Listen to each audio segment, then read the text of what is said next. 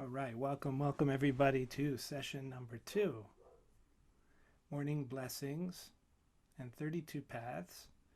We're going to learn a new melody today. Last week we learned a melody in a major key and also another one in a minor key for Yigdal, Adon, or piece of Yigdal, the full Adon Olam hymn, and the Matovu prayer. Today we're going to do another piece, which is also minor, and here's the melody.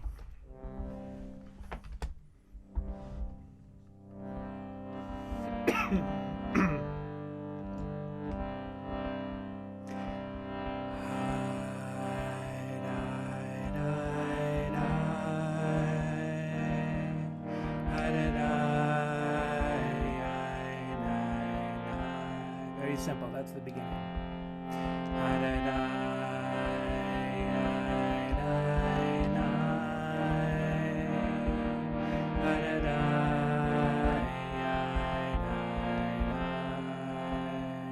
Next piece.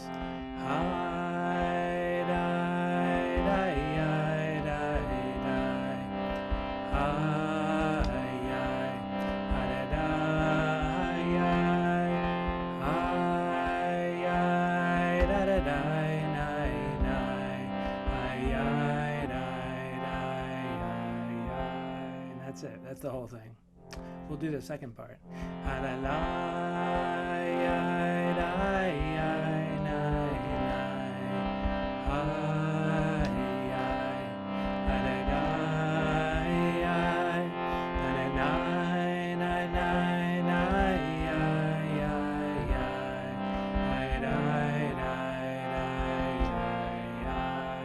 Do the whole thing.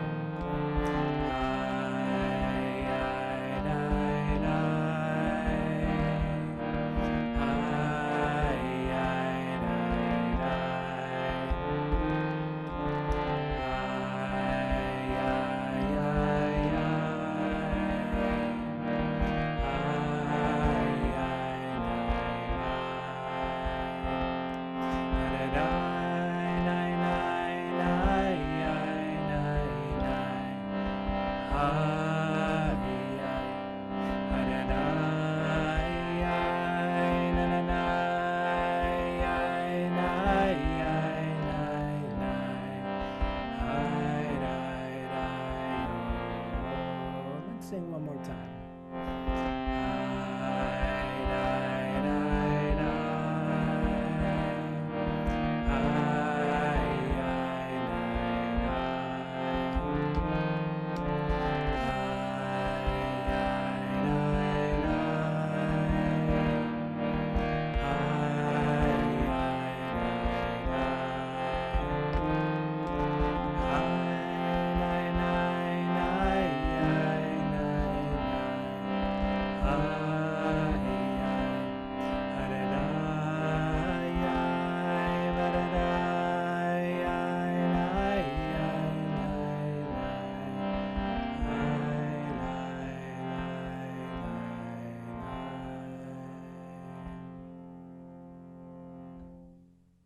Amen. So last week we learned the paths. We learned the paths. I see Sen going like this, like I'm not loud enough. I'm wondering if that's true for others or if it's just for Sen. Wendy, is that coming through loud for you, Miriam? It's not loud, but it's not too low. It's Okay. not your normal level, right, Sen? Is that what you're thinking? It's a little low. Yeah, Turn it up a little more. just How about this? How about that's this? good. Okay, good. Thank Okay, you. sure.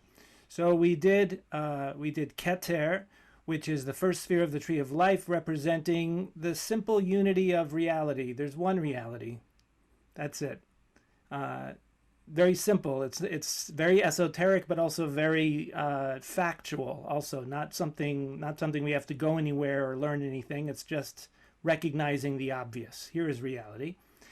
Then we did Aleph, and Aleph is the subjective microcosm in a sense of that, recognizing that just as there's one reality, there's also one experience happening right now. Everything that we perceive is happening inside the experience. And that's also obvious, but we don't tend to orient ourselves that way because we tend to think I'm in here in my body looking out and that's out there. And these are two very different domains, my inner domain and my outer domain. We may not necessarily ever say that to ourselves, but that's just the underlying assumption behind our going about our day, where we feel that way.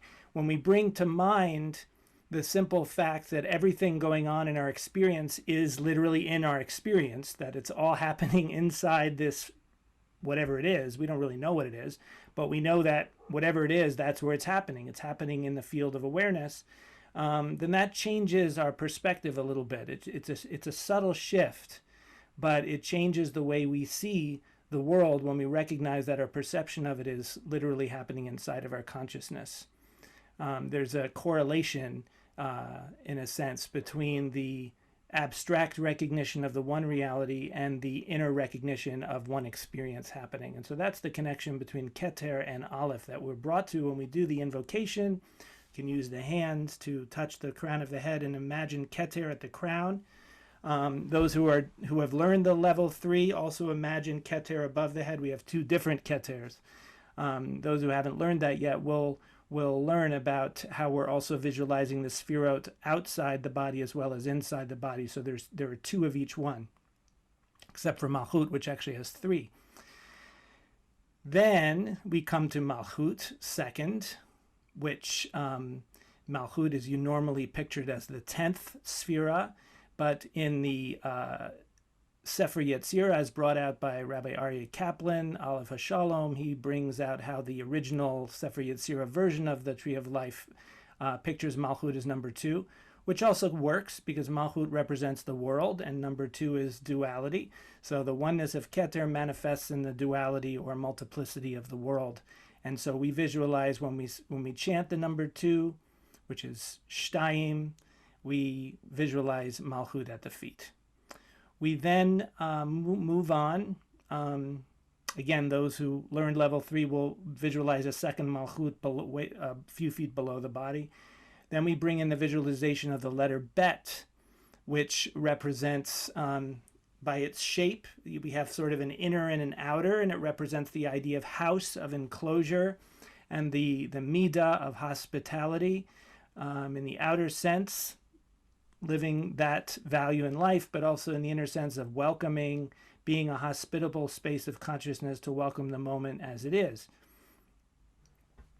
Having that attitude of welcome can be very radical and transformative, especially in certain kinds of situations where we would be inclined to feel the opposite. So just bringing that Bet Kavanah can be very, very, a very powerful awakening pathway. And that is as far as we got last week. And we also sang some of the tefillot that go with those different paths. This week we're going to jump into the next sphera, back to the top of the Tree of Life of Chokhmah, which is being visualized in the right brain or the right skull, and Bina, which we're visualizing in the left brain or left skull, which does roughly correspond to the idea of right brain and left brain. Chokhmah is representing the field of consciousness within which thought arises. So Chokhmah has all of these represent consciousness, but particularly Chokhmah is representing the aspect of consciousness which is like a fertile field that the plants are growing in, and the plants are the thoughts. The thoughts spring up within the field of Chokhmah. So we experience this when we meditate. I'd be surprised if anyone didn't experience this, that when you meditate, your mind isn't just easily automatically open and empty, but rather thoughts kind of keep sprouting up spontaneously. And the practice of meditation is to as much as you can, identify with the chokhmah rather than getting involved with the thought process, which would bring, which would bring you into bina, which is the next sphere that we're going to do, sphera. There's nothing in there. Okay. So Bina is the activity of becoming involved with the thoughts. So Chokhmah is noticing the thoughts, they come and they dissipate. Once we use the thinking mind in order to accomplish a thought process, then we're getting into the sphere of Bina. Now there are some letters that are associated with these two spherot as well. With Chokhmah, we're going to invoke the letter of Gimel, and Gimel has the association with the word Gadol, which means great, and it is pointing to the quality of consciousness that feels whole or complete. The symbol that's typical for this is that the Gimel is like a gamal, which is a camel. Camel goes across the desert with the water and its nourishment and its hump. So even though it's in an environment externally where there's a lot of lack, it has everything it needs. And so this is pointing to the dimension of our experience that feels calm, that feels complete, that feels whole, in and of itself. And part of the task of meditating every day is to shift our sense of center, or a sense of self, our identity, with that wholeness more and more, because there's also a dimension of ourselves that is not that, as we often talk about. On the physical level, we are never whole. We constantly have to take another breath. We have to eat. We have to do things to maintain. The world of form is always needing maintenance. And the world of consciousness, it needs maintenance too, in the sense that we need to maintain being connected with it. But what we're connecting with is something that is already complete in and of itself. It doesn't take something to nourish it. Okay. So that's a quality that it's not so much there are different ways that different traditions will explain why that's so. So for example, in Kabbalah, the soul, which is a way of saying consciousness, is seen as a ray of divine light, and Hashem is kind of like the sun, but the rays of the sun, as it's pointed out in Kabbalah and especially in the Tanya, which is a Kabbalistic-based Hasidic text, it uses this metaphor of God as the sun, but it's like an infinite sun. The real sun eventually burns up, but God as the infinite sun is like the source of light, and as that light radiates out and creates everything, the light is not in any way separate from the sun. It's just an extension of the sun, right? So our consciousness is like a ray of that light. So these are just metaphors for actually trying to rationalize and explain in a poetic way a fact of experience that you can tap into. It doesn't really matter so much why it's like that. What matters is that we develop the ability to tap into that and draw on it. So that's Chokhmah, or that's Gimel rather, the quality of completeness. Dalet is our sense of self relating to that fullness as a recipient of it. So we recognize that fullness is not something that we're responsible for. It's not something we deserve or that we did something to achieve. It's just given as a gift. So Dalet is bringing us into that more space of humility and gratitude, which is a different sphere of Hod, but Dalet is particularly honing in on this aspect of recognizing everything we are and everything we have, and particularly that fullness of the Gimel as a gift that we're receiving. So, because if you don't have the Dalet, then you could develop this kind of spiritual arrogance when you get in touch with that fullness. This happens. I've read so many accounts of this, and I've met people who have said things like, and I've experienced it myself at certain times. This sense of like being so connected to the fullness and inner radiance that there's a tendency, I've noticed, to feel like I don't know, for that to create ego in a sense. And there are many examples of that in history of people who have very powerful spiritual experiences, and they end up becoming corrupt because they have this spiritual ego. Dalet is the remedy of that. Dalet is always seeing yourself as a servant, and as a recipient of a gift. And then we're just going to do one more today after the Dalet and the Bina, which is the non-sphera of Dot. So Kabbalah is very funny because there are many places, like in the Sefer Yetzirah, for example, where it says there are 10 sphirot, not 9, not 11, but 10, as if 10 is like this sacred number that you can never contradict. But then it comes along and says, but there's this 11th sphera called Dot.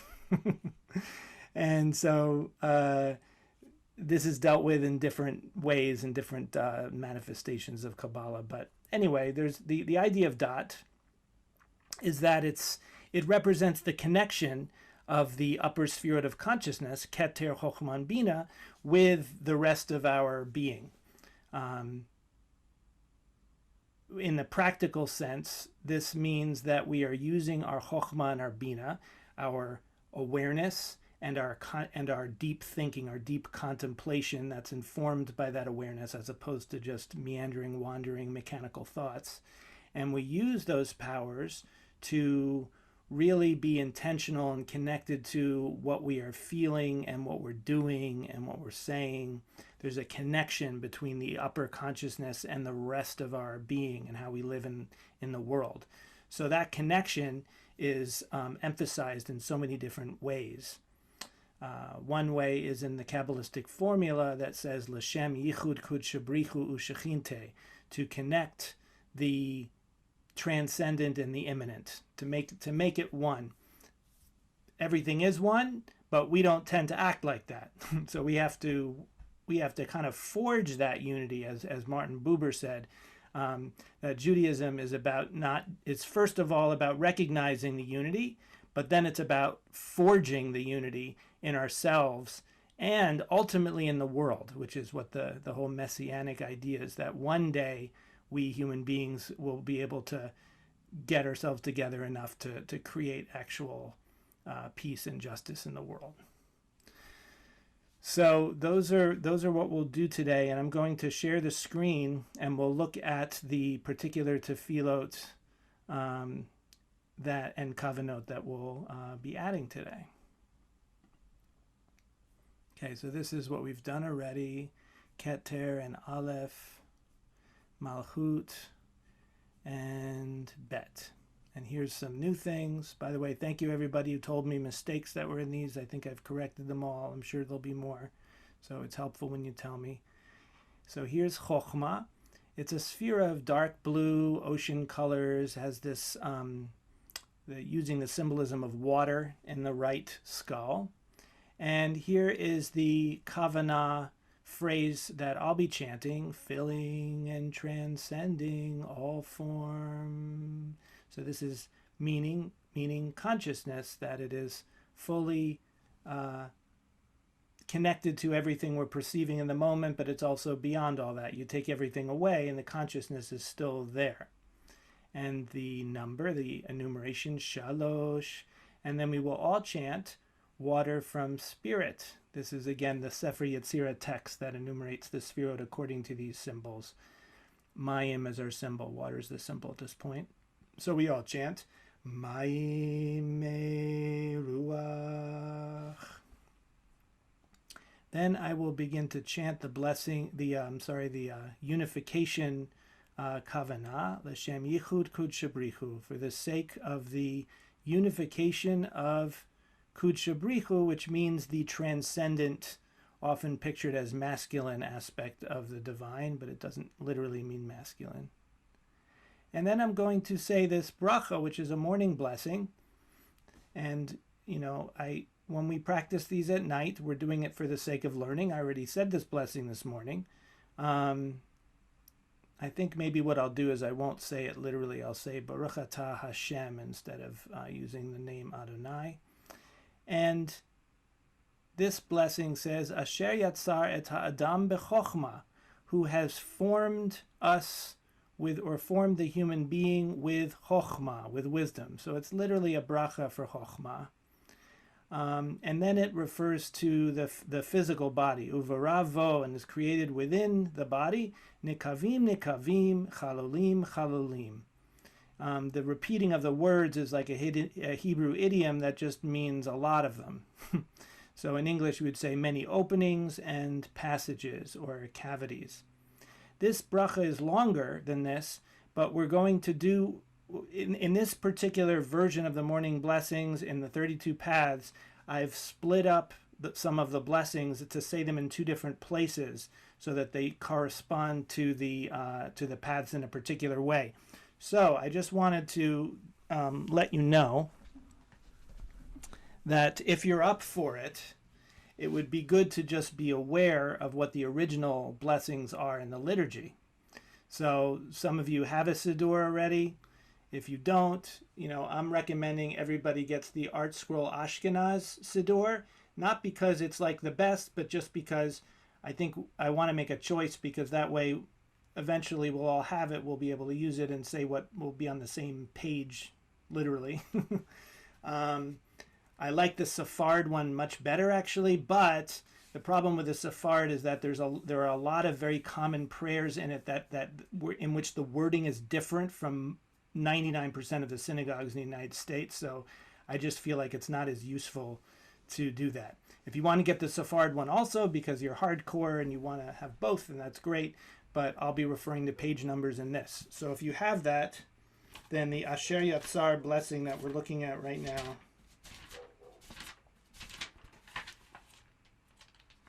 is on page 15. I see some people got it. Wendy's got it. All right. Miriam's got it. All right. So, would you repeat that, the name of the book? Again? Yeah, and I'll put it in. I'll send you all a link also, so you can. Oh, you that can would be get, good. Yeah, I'll send you a link. I've been doing that on one-on-one basis, but I'll just put it out to everybody so you can get a copy of it. Anyway, it's on page 15 if you have it now. So this is the Chokhmah blessing, and the way I have it written here is the reminder to say Amen at the end of the blessing. So we're going back and forth in this practice. I'll be saying the Hebrew, you'll be saying the Amen. And actually, when we do it, I think you can really do the Amens, because Amens are pretty simple on Zoom. It won't get jumbled too much. Then we come to Gimel. As I said, we're invoking Gimel. Those who have learned the level 3 will be visualizing the Gimel behind you to the right, but don't worry about that if you haven't learned it yet. You'll learn it. And here's the invocation phrase: complete and whole field of spaciousness. And the invocation verse of Gimel from Psalm 145: Gadol Adonai Mahulal Ma'od V'ligadulato in Cheker. And then I'll say the bracha for Gimel, which means, blessed are you, Hashem, our divinity, sovereign of the universe, who does not make me a slave. Shelo asani aved. Okay, so we're meaning this blessing with the letter Gimel on the inner level, that we have this inherent inner wholeness. We're not a slave to anything on this deepest level. We just have to remember and plug into that dimension of our being. And then we have another Amen. So that's all Chokhmah and Gimel. Then we come to Bina.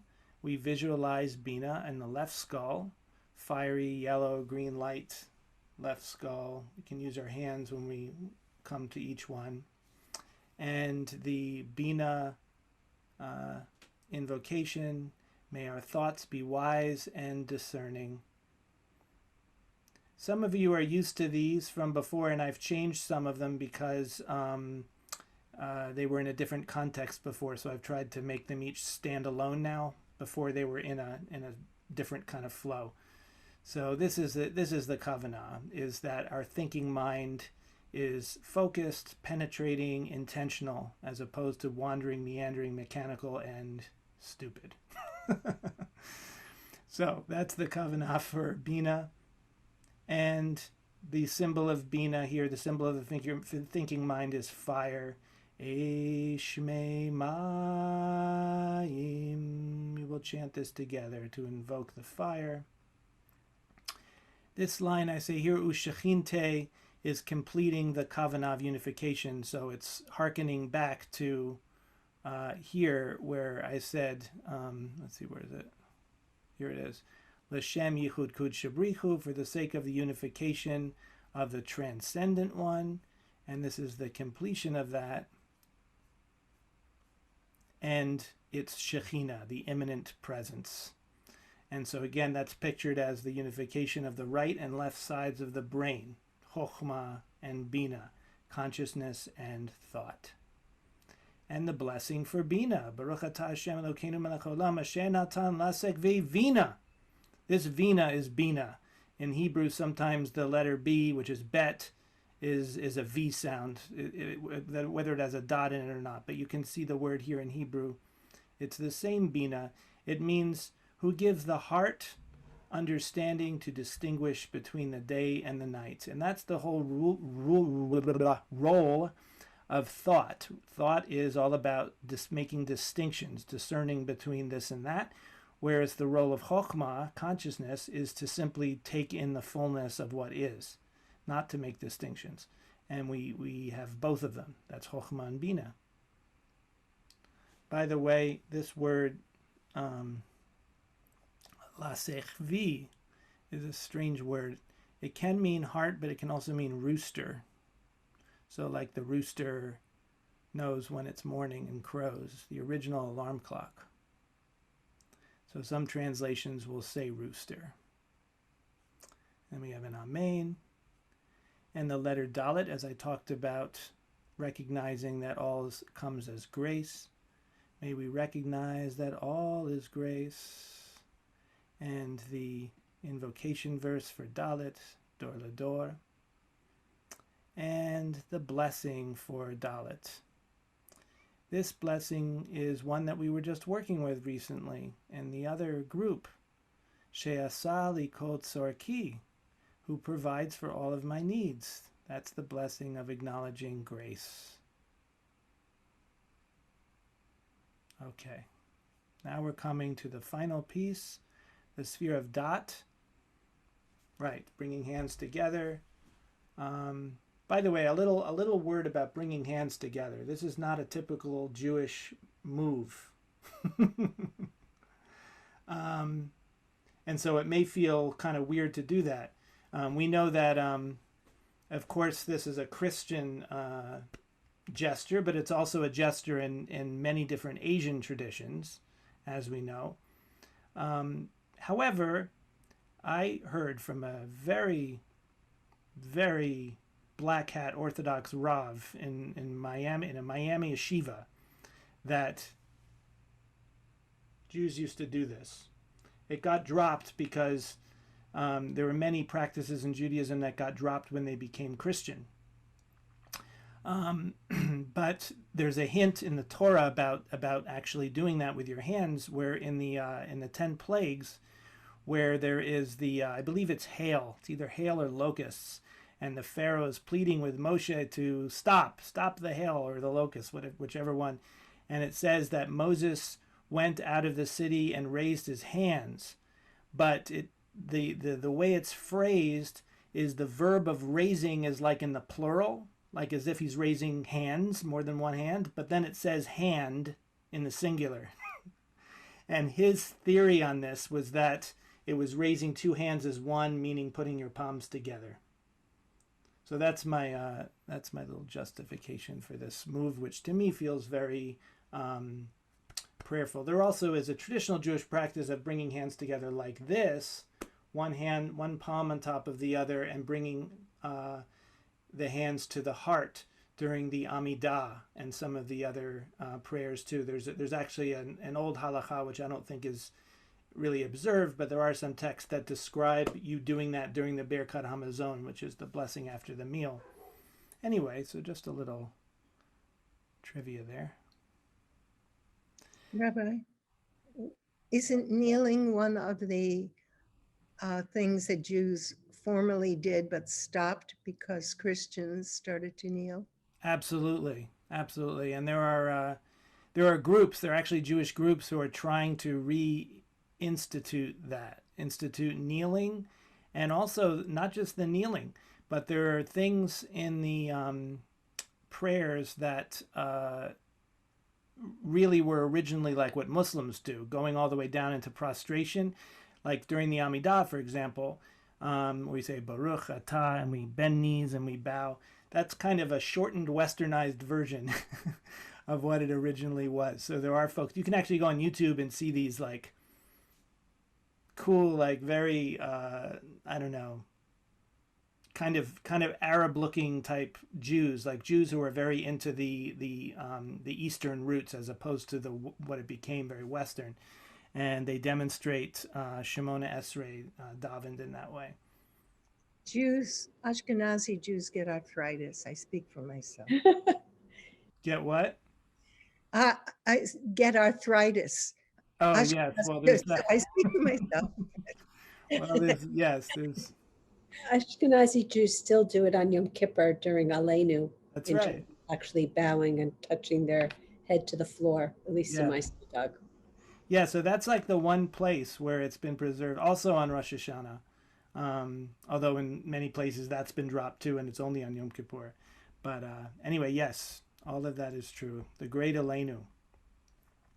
Okay, anyway, coming back, we're going to bring palms together, which is a symbol of unification, and that's what dot is. Dot is the unification of consciousness with form, the upper sphirot with the lower sphirot. It says, so may this awareness express itself on all levels. Kakatuv b'Torato, as it's written in the Torah. This is the phrase from Aleinu. Now here's something new. No one has seen this before because I did not have this in the last version. This is a phrase of intention. It's a kavanah, which comes in the, you can find it in the Sephard Nusach. So if you had the art scroll that was the Sephard version, which I'm not telling you to get, but it's there. In the very beginning of the prayers, it says this: "Behold, I accept upon myself the mitzvah to practice," and then it says, "Ve'ahavta l'reacha kamocha," to love my neighbor as myself. So this mitzvah of love your neighbor as yourself in the Sephard practice is something that they say in the morning before they pray, to make sure that the prayers are not just self-centered, that we make sure that we're unifying the vertical, personal relationship with the divine, unifying that with our horizontal relationship with other beings.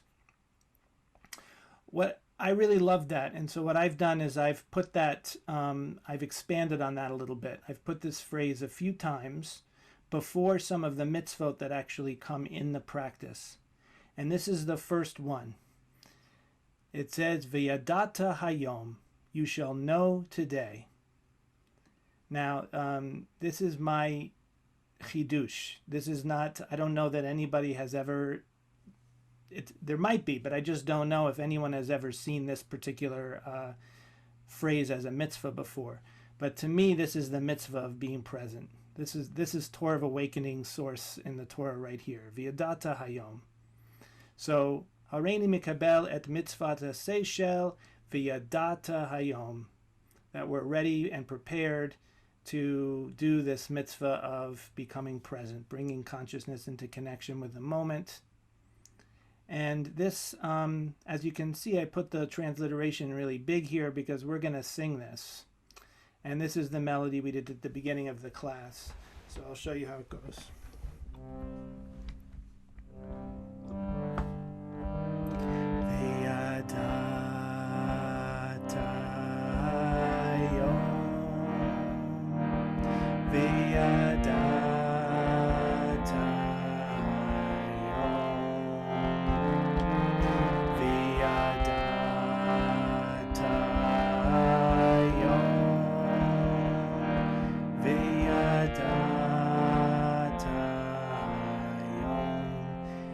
Next piece, B'Tchila Rachimu, means in awe and in love to unify the name, the Yud He with the Vav He, in perfect unity in the name of all Israel. B'Tchila Rachimu Yached Shem Yud He Bevav He B'Yichud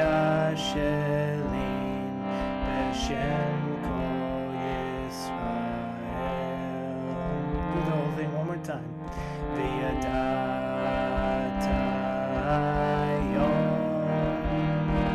v'yadata hayom, v'yadata hayom, v'yadata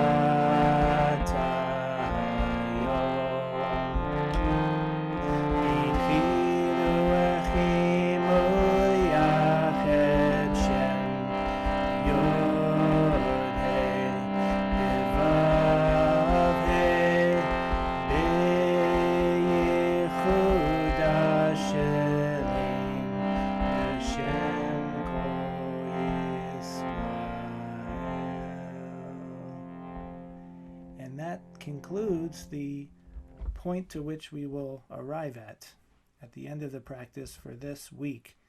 You can see Yadata Hayom has the word dot in it. That's right. I wanted to also say that dot, the sphere of dot, the word dot means knowledge. And it's the same verb, the verb to know, that is used in Bereshit in terms of Adam knowing Eve. So when people say knowing in the biblical sense, they're talking about sexual intimacy. That comes from this verb, to know. So the idea here is that it's a knowing that's not merely a conceptual or intellectual knowing, not at all. It's an experiential knowing coming through connection. That's why it's an idiom for sexual intimacy. Okay, let's pause for a moment and see if there are any questions before we jump into and go through the practice from the beginning together as an actual meditation. Oh, thank you, David. I see that David put up one of these sites, these Jewish sites that talk about the practice of the prostration. I don't know that I've seen this one, but that's cool. I'm going to check that out, David. Thank you for that.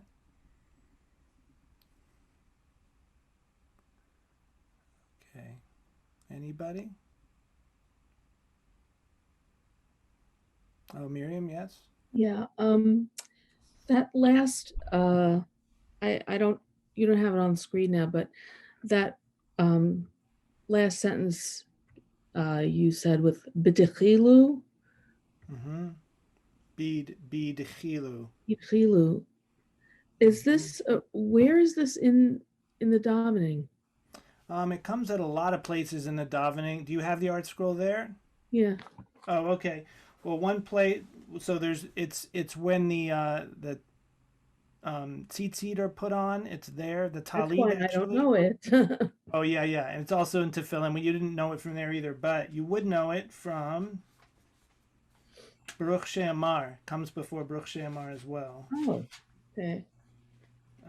Yeah, it starts out with Hareini mezamen et pi lahodot u'lahalel Hashem yichud kudshabrichu shechinte. It says the same thing there. And I think in the traditional davening, I think that's the last place it comes in the morning service. So it's a few times when putting on the special things, and then it's before Baruch She'amar. Okay. Page 59 on that for the Baruch She'amar. Great. Thank you. All right. Any Rabbi, other? Yeah. would it toggle the spacing of your pages if you did the transliteration for that section that we learned well, we didn't learn it last week, but the Kahal or the Chazan was going to be reading it, but in doing the prayer, I found that I wanted to be reading it. And I could read the Hebrew slowly, but if I had the transliteration, I could stay with the flow, and I didn't know if there was space. Oh, I see what you're saying. You want to have the translative, that thing that I didn't transliterate. Correct, yeah. Yeah, let's look at that for a minute. I actually was debating whether I should put that in or not. And now you're saying you want it, so I will put it in. Thank you.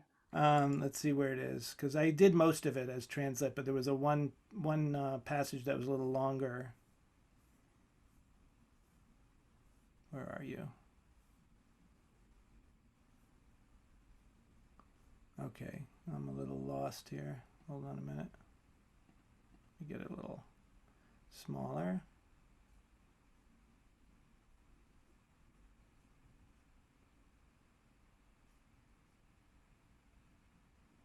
Here it is. This is the, yes, it's the Matovu piece. So yeah, I can do a version of that and bring that in.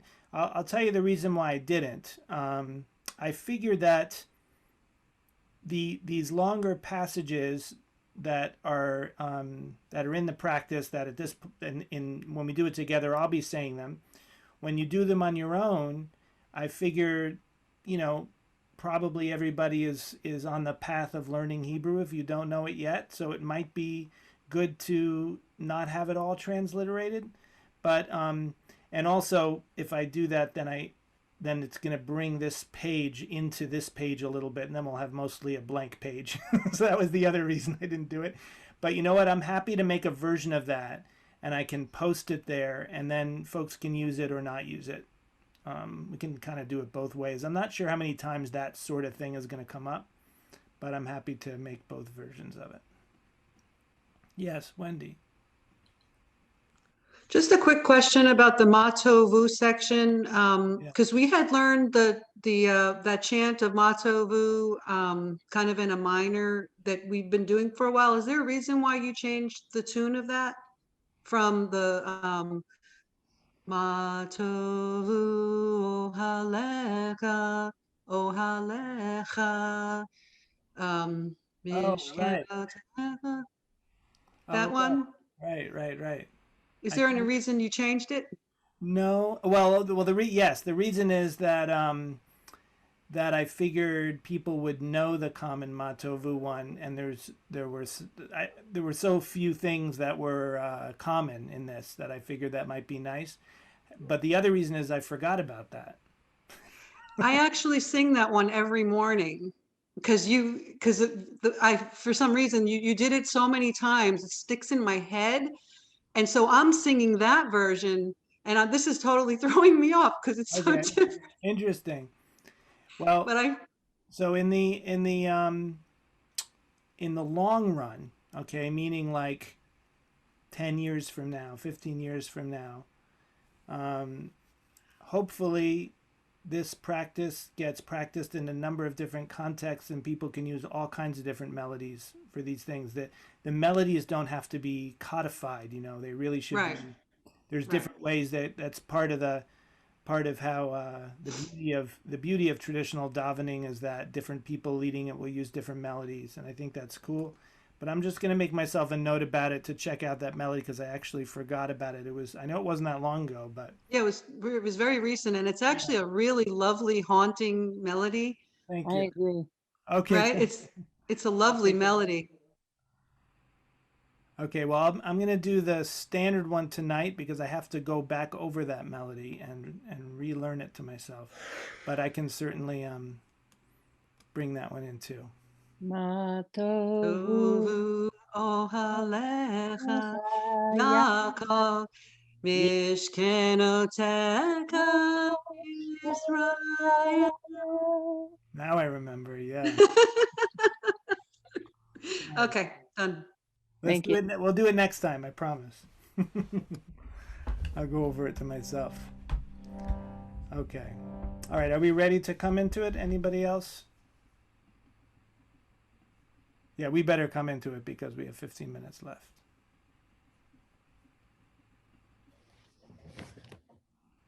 All right, so let's just kind of shift and come into a meditative posture.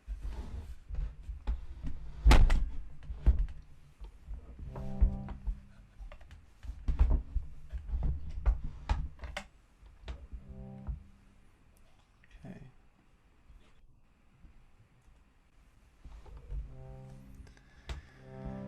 And bringing to mind the recognition of the oneness of reality appearing right now. We are in no way separate from the whole of reality, in no way separate from the vastness of the universe, incomprehensibly large spans of space beyond the Earth, beyond the solar system, beyond the galaxy, beyond the clusters of galaxies, all manifestations of this oneness of being. And bringing right hand to the crown of your head, imagining the sphera of Keter at the crown, one reality, the crown of existence, Achat. And we all chant, Ruach Elohim Chaim, Hu Eloheinu Eino. And you can relax your hands, keeping awareness in the oneness of Keter, and singing together. Yigdal Elohim Chai v'yishtaba Nimsa ve'in eter mitziuto Echad ve'in yachid ki yichudo Ne'elam v'gam ein sof le'achduto. And invoking the letter of Aleph, those who know level 3, visualizing the Aleph above the head, open to joy and sorrow as the one consciousness that I am, drawing that light downward into the heart, into the chest. Aromimcha Elohai HaMelech Vavarcha Shimcha Leolam Vaed.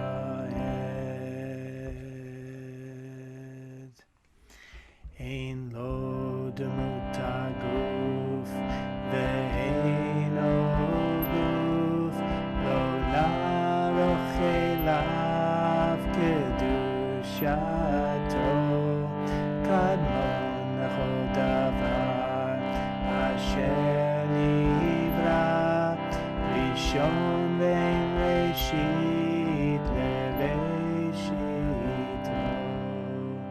And bringing your attention down to the feet, visualizing Malchut, the sphera of blue and earth tones at the feet.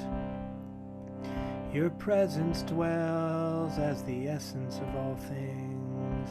Shtayim, we all chant.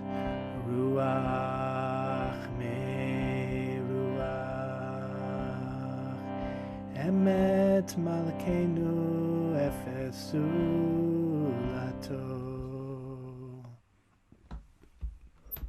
Adon olam asher malach b'terem kol yitzir nivra leit nasa v'chefzo kol azai melech shemo nikra v'yacharei kichlot hakol vado hinoch nora v'hu haya v'hu hovelu yeh b'tifara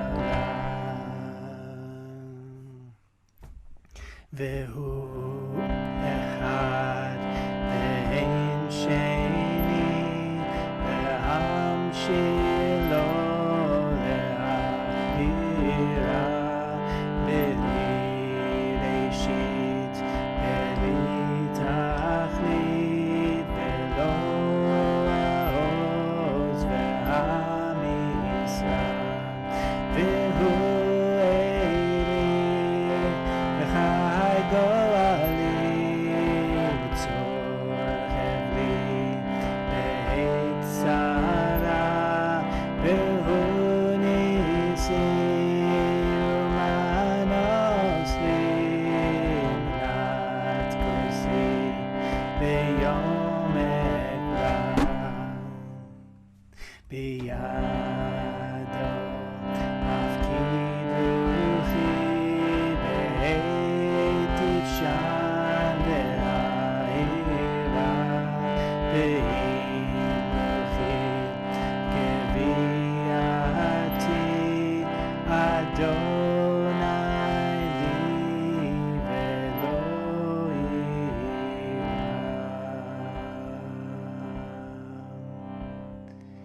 Invoking the letter Bet. Some of you will visualize the Bet in front of you to your right, tracing the Bet in the air. Welcoming your presence in the temple of this body. B'chol yom averchecha v'alala shimcha le'olam va'ed. We all sing.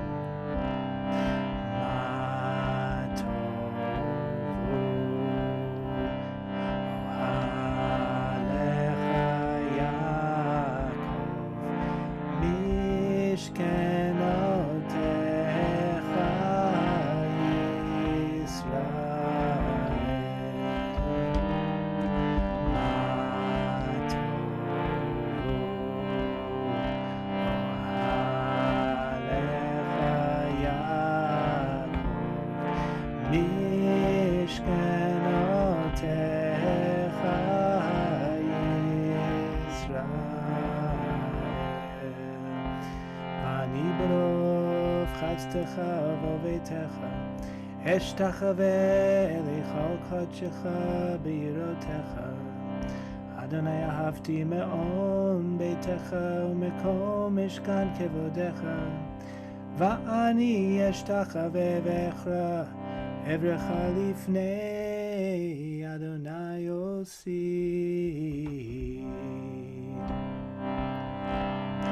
ואני תפילתי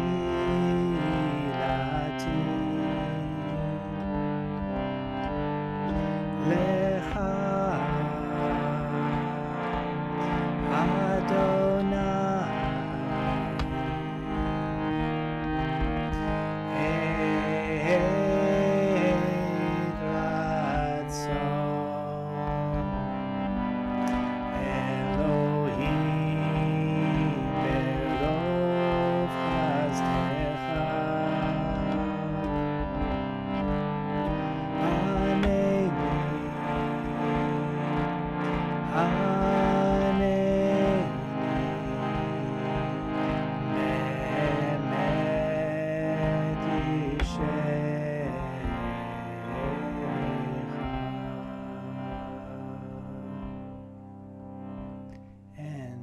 attention to the right skull. You can use your hand to bring attention to the right brain, invoking Chokhmah, imagining a sphere of dark blue ocean colors in the right skull, filling and transcending all form.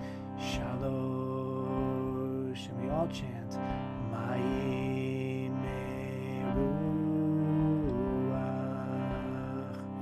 L'Shem Yichud Kudsha Brichu, Baruch Atah Hashem Elokeinu Melech Haolam, Asher Yatsa et Ha'adam B'Chokhmah, U'V'Ravo Nekavim Nekavim Chalolim Chalolim. You can mute and say Amen.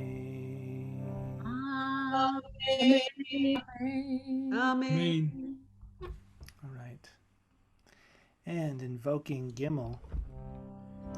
Some will visualize the Gimel behind you, behind your right shoulder. Complete and whole field of spaciousness. Gadol Adonai Mahulal Meod V'Ligadulato En Chaker. Baruch Atah Hashem Elokeinu Melech Olam Shelo Asani Aved. You hear that? Amen. Amen. Amen. Amen. And bringing left hand to the left skull, visualizing the sphere of Bina's fiery yellow and green light.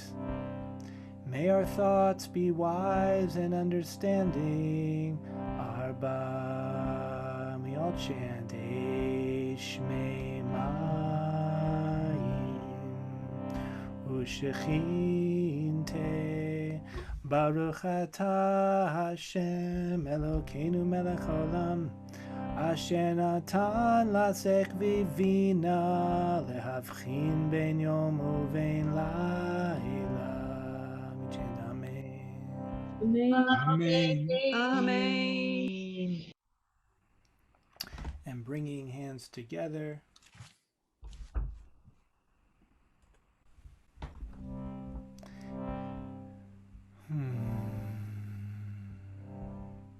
I'm sorry, I jumped the gun a little bit. We're on Dalet now, imagining the Dalet, invoking Dalet. Some will imagine it behind left shoulder. May we recognize that all is grace. Dor ledor yeshabach ma'asecha gevorotech yagidu. Baruch atah Hashem Elokeinu melech haolam she'asa li kol tzorki. Say Amen. Amen. Amen. And now we bring palms together. Kaka, may this awareness express itself on all levels. Kakatuv betorato. Haleni mikabel alai mitzvah taseh shel. We sing V'yadata Yom V'yadata Yom V'yadata Yom V'yadata Yom B'tchilu echimu liyachet Shem Yod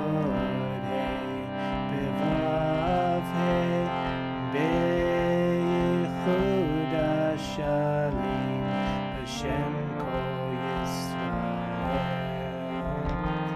V'yadata Yom V'yadata Yom V'yadata Yom V'yadata